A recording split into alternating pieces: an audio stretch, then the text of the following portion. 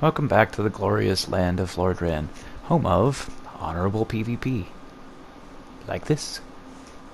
Extremely complex and dynamic forest invasions that almost always are 100% balanced. Extremely difficult bosses, the likes of which the world's never seen. And PvP that has no flaws whatsoever and is 100% perfect, as you can see. But how does one get from these humble beginnings, doing paltry amounts of damage, and basically picking up stragglers to try to get PvP wins, because you can't hit anything, to deleting bosses in 2 shots, maybe 2.5 or 3, and scoring glorious one-shots in PvP, like this one, and lots of other ones, but mostly that one for now. The answer is a whole buttload of steps. Thankfully, the first one can be done right out the gate. If you have the master key, go down to the Valley of the Drakes, run across the scary bridge, climb up this ladder, and bam, you've got the red tear stone.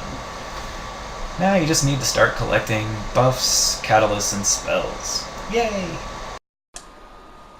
Alright, so here's some of the buffs you'll need. The Dusk Crown, available by beating the Hydra and freeing Dusk and Darkroot. And you'll need to go free Griggs from Lower Undeadburg to get both spells and the Bellowing Dusk Crown. Go down to Blighttown for Power Within. You already have the red tear stone. And there you go. Your damage is now tripled. There is, of course, plenty more you'll need to get, so let's go over that while I one-shot some random people. First off, you'll need all kinds of spells, depending on if you're going for Faith or Magic. We'll just cover Magic for now. For a Mage, you're going to need all the Griggs' spells. Great Homing Soul Arrow makes a great boss killer till you get a Crystal Magics.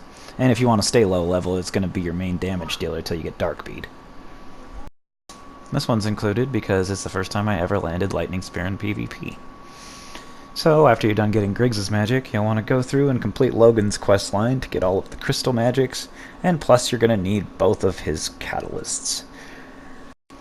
Logan's catalyst is good for regular PvE, and you're going to be using the Tin Crystallization catalyst a whole lot to one-shot people. Also, you're going to need a Symbol of Avarice, which I would recommend having someone else drop for you if you're actually trying a level 7, because it's really hard to get it without getting a plus 10 weapon. And of course, whether you're going for a mid-level or low-level character, you're going to need to run through the DLC to get the glorious Darkbead. And Pursuers, which I will note I just got, so I haven't used it at all in this video. Also, I would recommend having a Sanctus to regen some Power Within damage back. Plus, if you're invading as a blue, dragon summoning, being summoned, or invading as a cat invader, you can curse yourself, which will allow your regen to be more efficient as well. Now, technically, you can use the Dusk Crown ring instead of the Bellowing ring and have perfect Hypermode regen while cursed, but frankly, I've never found a good reason to do less damage ever. Here's a great example of a Hypermode boss fight. First we use Symbol of Avarice to get down close to critical HP.